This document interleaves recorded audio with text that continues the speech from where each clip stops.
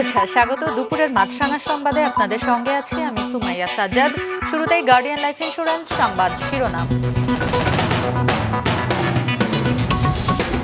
সংস্কার নিয়ে ফের সংলাপে ঐকমত্য কমিশন, সব বিষয়ে একমত হওয়া সম্ভব না, কমিশনও চাপিয়ে দিতে চায় না, জানালেন সহ সভাপতি।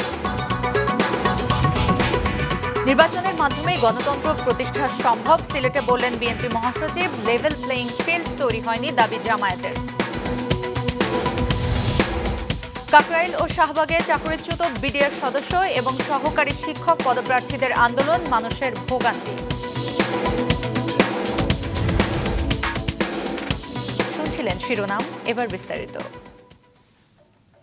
সংস্কার নিয়ে জাতীয় ঐকমত্যের ব্যাপারে কমিশন কোনো কিছু চাপিয়ে দিচ্ছে না, সব বিষয়ে একমত হওয়াও সম্ভব নয়, কাজেই যেগুলোতে একমত হবে সেগুলো ধরে এগুতে হবে, জানিয়েছেন ঐকমত্য কমিশনের সহ সভাপতি অধ্যাপক আলী রিয়াজ।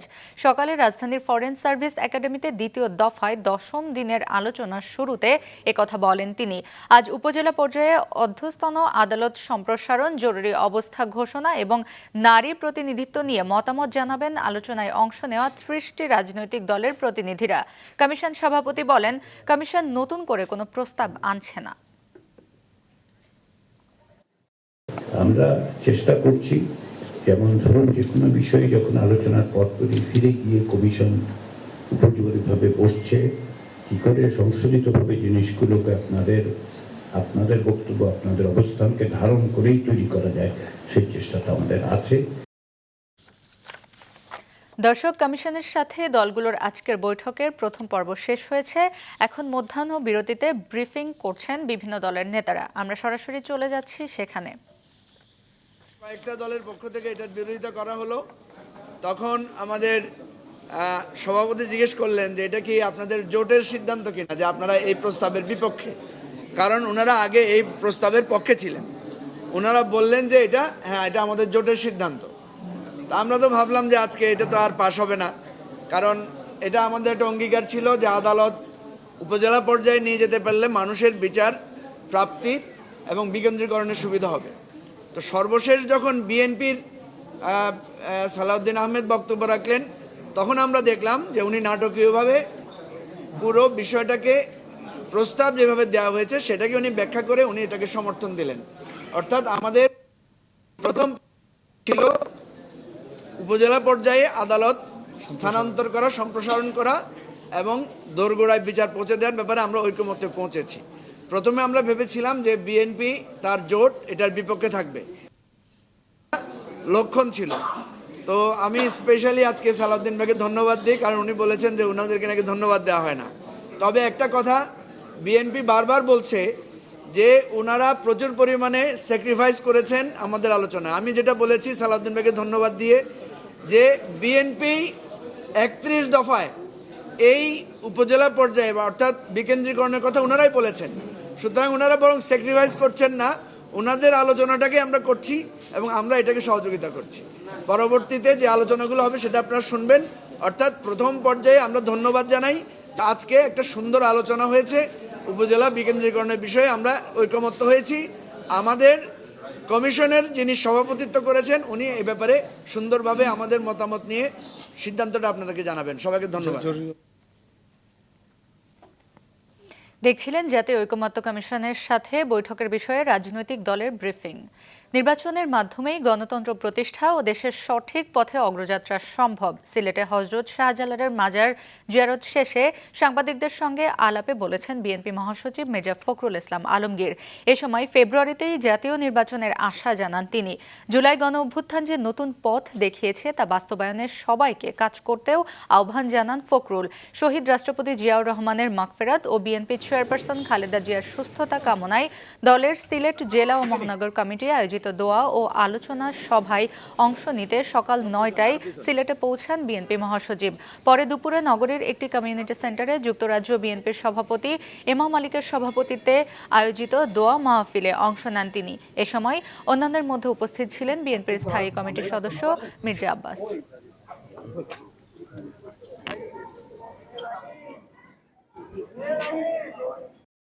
ফেব্রুয়ারিতে নির্বাচনের একটা মোটামুটি আলোচনা হয়েছে। আমরা সবাই আশাবাদী যে এই নির্বাচনের মধ্য দিয়ে দেশ জাতি গণতন্ত্রে ফিরে যাবে এবং জনগণের যে গণতান্ত্রিক অধিকার সেটা প্রতিষ্ঠিত হবে এবং যেটাকে আমরা বলি যে রাইট ট্র্যাকে দেশ উঠবে বলে আমরা বিশ্বাস করি। নির্বাচনের জন্য এখনো লেভেল প্লেইং ফিল্ড তৈরি হয়নি বলে অভিযোগ করেছে জামায়াতে ইসলাম।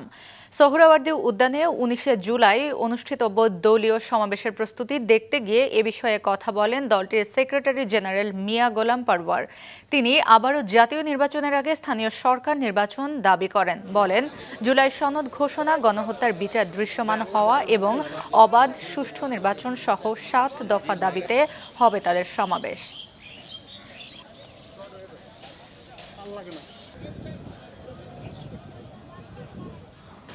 নির্বাচিত প্রতিনিধির কাছে ক্ষমতা হস্তান্তরের জন্য যে অবাধ নির্বাচন, সেই পরিবেশ যেন নিরপেক্ষভাবে হয়। সরকার, নির্বাচন কমিশন, সমস্ত প্রশাসন যেন নিরপেক্ষভাবে মানুষের সকল সংশয়কে দূর করে নির্বাচন সুষ্ঠুভাবে পরিচালনার জন্য একটা লেভেল প্লেইং ফিল্ড, কোনো দিকে না ঝুঁকে সবার ক্ষেত্রে সমতার ভিত্তিতে যে গণদাবি উঠেছে এটা যেন নিশ্চিত করতে পারেন, এই লক্ষ্যে এই জনসভা সফল করার জন্য দেশবাসীর কাছে আমরা আহ্বান জানাচ্ছি। সরকারের ভূমিকায় এখনো জনগণ সংশয়ের মধ্যে আছে, এজন্যই বলছি ফিল এখন নাই। জুলাই অভ্যুত্থানের স্বীকৃতির উদ্দেশ্যে জুলাই সনদ বাস্তবায়নের দাবিতে 3রা অগস্ট সবাইকে ঢাকায় সমবেত হওয়ার আহ্বান জানিয়েছেন এনসিপি। সকালে রাজশাহী থেকে নাটোরে যাওয়ার পথে এই আহ্বান জানান দক্ষিণাঞ্চলের মুখ্য সংগঠক হাসনাত আব্দুল্লাহ। পরে দুপুরে নাটোরে পৌঁছে শহরের স্টেশন বাজার থেকে স্বাধীনতা চত্বর অভিমুখে পদযাত্রা করছেন এনসিপি নেতাকর্মীরা। সেখানে পথসভা করবেন তারা। নাটোরে কর্মসূচি শেষে পর্যায়ক্রমে সিরাজগঞ্জ ও পাবনায় পদযাত্রা ও পথসভা করার কথা রয়েছে এনসিপি নেতাকর্মীদের। কর্মসূচিতে অংশ নিয়েছেন এনসিপির আহ্বায়ক নাহিদ ইসলাম, উত্তরাঞ্চলের মুখ্য সংগঠক সার্জিস আলম, দক্ষিণাঞ্চলের মুখ্য সংগঠক হাসনাত আব্দুল্লাহ, কেন্দ্রীয় নেত্রী সামান্তা শারমিন, ডক্টর তাসনিম জারা সহ অন্যরা। যারা বিপ্লব করেছে তাদেরকে হত্যা করার একটা গ্রাউন্ড ক্রিয়েট করা হচ্ছে, হত্যাযোগ্য করে তোলা হচ্ছে, তাদেরকে অপরাধী হিসেবে তৈরি করার জন্য মিডিয়া দিয়ে সম্মতি উৎপাদন করা হচ্ছে। যারা হচ্ছে এই ফেসিবাদকে বৈধতা উৎপাদন করেছে দীর্ঘ সময়, তারাই আবার এখন কথা বলছে, তারাই ওই 5 আগস্টের পূর্ববর্তী ইভেন্টগুলোকে তারাই হচ্ছে বিভিন্নভাবে ভেরিফাই করার চেষ্টা করছে। তো সেই জায়গা থেকে এই অভ্যুত্থানের একটা স্বীকৃতি প্রয়োজন, অবশ্যই স্বীকৃতি প্রয়োজন, এবং সেই স্বীকৃতির জন্য অবশ্যই মানুষ 3 আগস্ট ঢাকায় আসবে। জুলাইয়ে কোনো যুদ্ধ হয়নি, ছিল রাজনৈতিক বিরোধ। শেখ হাসিনার প্রতি প্রতিহিংসাবশত মামলা করা হয়েছে। শুনানিতে জানিয়েছেন আসামি পক্ষের রাষ্ট্র নিয়োজিত আইনজীবী আমির হোসেন। জুলাই হত্যাকাণ্ডে শেখ হাসিনা সহ 3 জনের বিরুদ্ধে করা মামলার শুনানিতে শেখ হাসিনা ও সাবেক স্বরাষ্ট্রমন্ত্রী আসাদুজ্জামান খান কামালের বিরুদ্ধে আনা অভিযোগকে মিথ্যা ও ভিত্তিহীন দাবি করে তাদের অভিযোগ থেকে অব্যাহতির আবেদনও জানান এই আইনজীবী। তার বক্তব্য শেষে আগামী 10 জুলাই মামলার অভিযোগ গঠনের উপর আদেশ দেওয়ার তারিখ নির্ধারণ করেন বিচারপতি মোহাম্মদ গোলাম মর্তুজা মজুমদারের নেতৃত্বে গঠিত 3 সদস্যের ট্রাইব্যুনাল। গত 1 জুন শেখ হাসিনা সহ 3 জনের বিরুদ্ধে 5টি অভিযোগ আমলে নেয় ট্রাইব্যুনাল। চাকরিতে পুনর্বহাল, রাষ্ট্রীয় সুযোগ সুবিধা সহ 3 দফা দাবিতে আন্দোলনরত বিডিআর সদস্যদের রাজধানীর কাকরাইল থেকে লাঠিচার্জ করে সরিয়ে দিয়েছে পুলিশ। এ সময় কয়েকজনকে আটক করা হয়। এদিকে 18তম শিক্ষক নিবন্ধন মৌখিক পরীক্ষায় অংশ নেওয়া সব প্রার্থীকে উত্তীর্ণের সনদ দেওয়ার দাবিতে বেসরকারি শিক্ষক নিবন্ধন ও প্রত্যয়ন কর্তৃপক্ষ এনটিআরসি ভবন ঘেরাও করে একদল আন্দোলনকারী। সকালে প্রথমে শাহবাগে জাতীয় জাদুঘরের সামনে অবস্থান নেন চাকরিচ্যুত বিডিআর সদস্যরা। বেলা 11টা নাগাদ যমুনা অভিমুখে পদযাত্রা করে মৎস্য ভবন মোড়ে পৌঁছালে আটকে দেয় পুলিশ। পুলিশি বাধায় এ সময় সড়কে বসে পড়েন আন্দোলনকারীরা। বারবার আহ্বানের পরও না সরলে বিক্ষোভকারীদের জলকামান, সাউন্ড গ্রেনেড ও লাঠিচার্জ করে। এ সময় বেশ কয়েকজন আহত হন। পরে শাহবাগে জাতীয় জাদুঘরের সামনে জড়ো হয়ে দাবি আদায় না হওয়া পর্যন্ত আন্দোলন চালিয়ে যাওয়ার হুঁশিয়ারি দেন তারা। এদিকে বেলা 12টার পর শাহবাগ থেকে মিছিল নিয়ে এনটিআরসি ভবন ঘেরাও করেন বেসরকারি মাধ্যমিক শিক্ষকরা। তাদের দাবি, সবশেষ শিক্ষক নিবন্ধন মৌখিক পরীক্ষায় উত্তীর্ণ না হওয়া 23,000 পরীক্ষার্থীদের ইচ্ছাকৃতভাবে ফেল করানো হয়েছে। তাদের সবাইকে উত্তীর্ণের সনদ দিতে হবে। দর্শক, শাহবাগ থেকে পরিস্থিতি জানাতে যোগ দিচ্ছেন স্টাফ রিপোর্টার দাউদ হাসান। দাউদ, বিডিআরের সাবেক কর্মীরা এখন ঠিক কোথায় আছেন? আর শাহবাগে সহকারী শিক্ষক পদের প্রার্থীরাও বিক্ষোভ করছেন। সব মিলিয়ে ওই এলাকার পরিস্থিতি কেমন?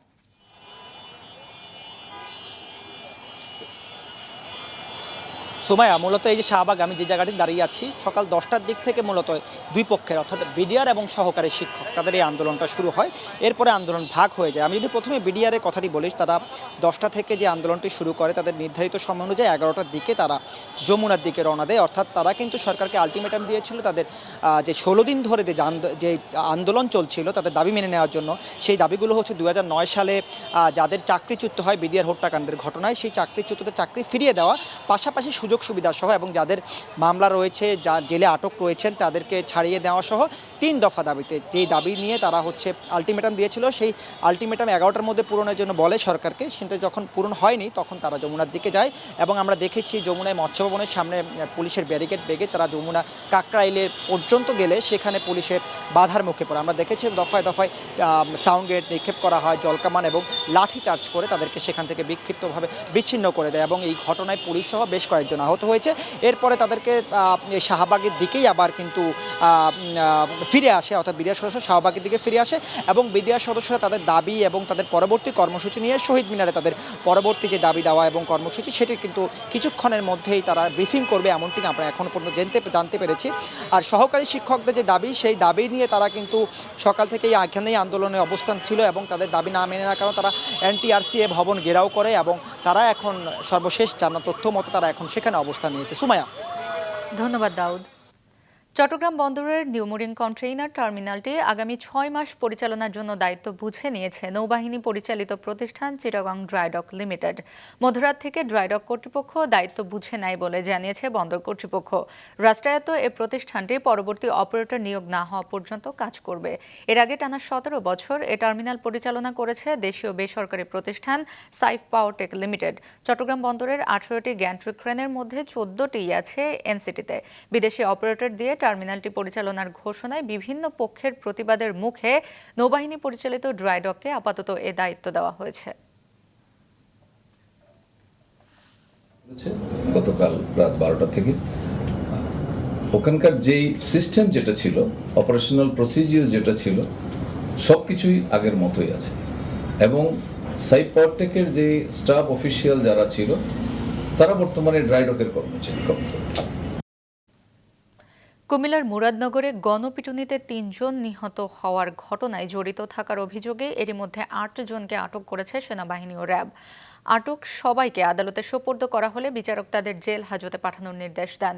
গতকাল বিকেলে সিনিয়র জুডিশিয়াল ম্যাজিস্ট্রেট আদালতে হাজির করা হয় আটক 6 জনকে। এ সময় তাদের মধ্যে স্থানীয় ইউনিয়ন পরিষদের সদস্য বাচ্চু মিয়া জবানবন্দি দিতে রাজি হয়েও শেষ পর্যন্ত দেননি। এর আগে সেনাবাহিনীর হাতে আটক 2 জনকেও জেলে পাঠানো হয়।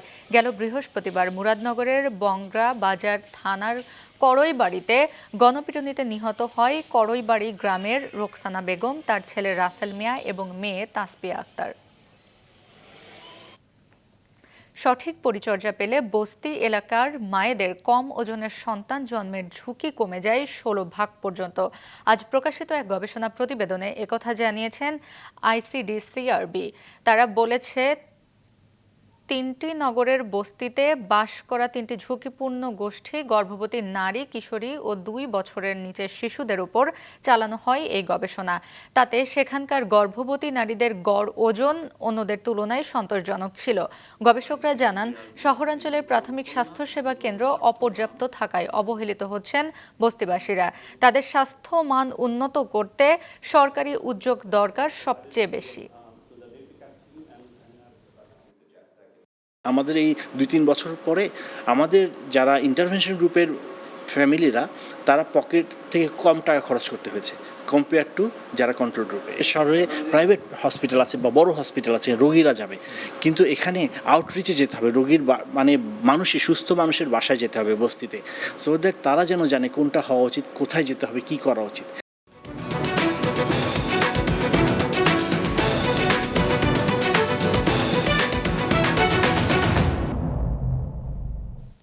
যুক্তরাষ্ট্রের টেক্সাস অঙ্গরাজ্যে আকস্মিক বন্যায় মৃতের সংখ্যা বেড়ে দাঁড়িয়েছে ৮২ জনে। এখনও নিখোঁজ রয়েছেন ৪১ জন। নিহতদের মধ্যে ২৮ জন শিশুসহ ৬৮ জন ক্যারি কাউন্টের।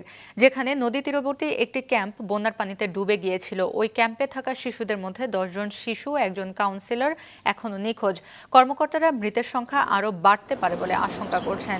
এদিকে ওই অঞ্চলে আগামী ২৪ থেকে ৪৮ ঘন্টার মধ্যে আরও ঝড়ের পূর্বাভাস দিয়েছে কর্তৃপক্ষ।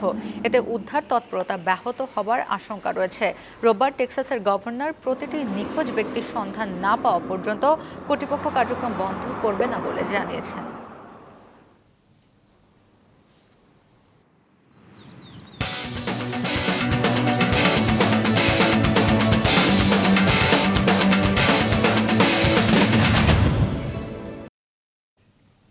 গতরাতে দেশে ফিরেছে এশিয়ান কাপে জায়গা নিশ্চিত করা বাংলাদেশ নারী ফুটবল দল।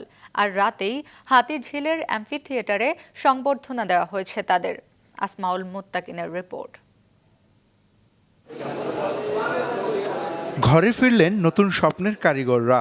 দক্ষিণ এশিয়ার সেরা দুবার বয়সভিত্তিকও আছে বেশ কয়েকটা শিরোপা। তবে এবার বাংলাদেশের মেয়েরা ঢাকায় ফিরল নতুন যোগ্যতা নিয়ে। খেলবে তারা এশিয়ান কাপ। বিমানবন্দরে অনাড়ম্বর অভ্যর্থনা শেষে ফেডারেশনের নতুন আয়োজন রাজধানীর হাতিঝিলে এমপি থিয়েটারে মধ্যরাতে সংবর্ধনা অনুষ্ঠানে উপস্থিত সফল মেয়ে ফুটবলাররা, যেখানে শত কণ্ঠে জানালো তাদের উষ্ণ অভ্যর্থনা। আর খেলোয়াড়রা তাদের কণ্ঠে জানালো স্বপ্ন পূরণের ভবিষ্যৎ পরিকল্পনা। সাথে কোচও বললেন মেয়েদের কঠোর পরিশ্রমের কথা। আপনারা আমাদের উপর বিশ্বাস রাখবেন, আমরা আপনাদেরকে নিরাশ করব না। আমরা শুধু এশিয়া না, আমরা বিশ্ব মঞ্চে বাংলাদেশকে নিয়ে যেতে চাই। খুবই ভালো লাগতেছে, এই মোমেন্টটা কখনো ভোলার মতো না। সকলে আমাদের জন্য দোয়া করবেন, আমরা যেন আরো ভালো কিছু করতে পারি। শুধু সাউথ এশিয়া না, আমরা যেন বিশ্ব মঞ্চে দেশকে আরো অনেক দূর নিয়ে যেতে পারি। বাংলাদেশ ফুটবল ফেডারেশনের এই নতুন সংবর্ধনায় ছিলেন অনেক গণ্যমান্য, যেখানে মেয়েদের সাফল্য জানাতে গিয়ে সভাপতি হলেন আবেগী। যা আপনাদের পিছিয়ে আমরা আছি, আপনারা এগিয়ে যান, পিছিয়ে থাকাতে হবে না। সমস্ত সাপোর্ট, সমস্ত দোয়া এবং সমস্ত অভিজ্ঞতা কাজে লাগাবো আপনাদেরকে সাপোর্ট দেওয়ার জন্য। এর আগেও আমি ওদের খেলা দেখেছি, আর এখনকার খেলার মধ্যে পার্থক্য হচ্ছে ওদের পায়ে যখন বল থাকে না, ওরা পজিশনটা তখন কিভাবে নিচ্ছে। This is amazing. I mean you guys are amazing. Just keep rounding. Thank you.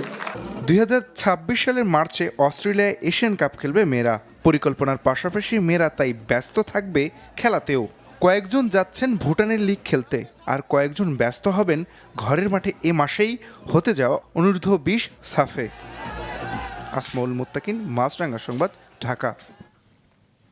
দুপুরের সংবাদ শেষ করছি, যাবার আগে গার্ডিয়ান লাইফ ইন্স্যুরেন্স সংবাদ শিরোনামগুলো আরও একবার।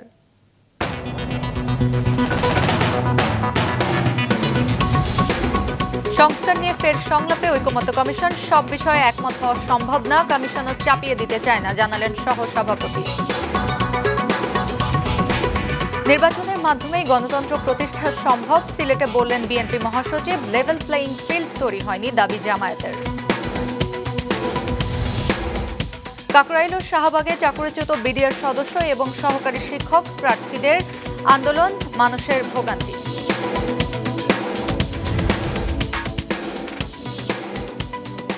এই ছিল এখনকার মতো। ফেসবুকে আপডেট পেতে ভিজিট করুন মাছরাঙা টেলিভিশনের পেজে। ইউটিউব চ্যানেলেও দেখতে পারেন আমাদের সংবাদ, প্রতিবেদন এবং অনুষ্ঠান। আমাদের পরবর্তী সংবাদ বিকেল 5টায় দেখার আমন্ত্রণ রইল।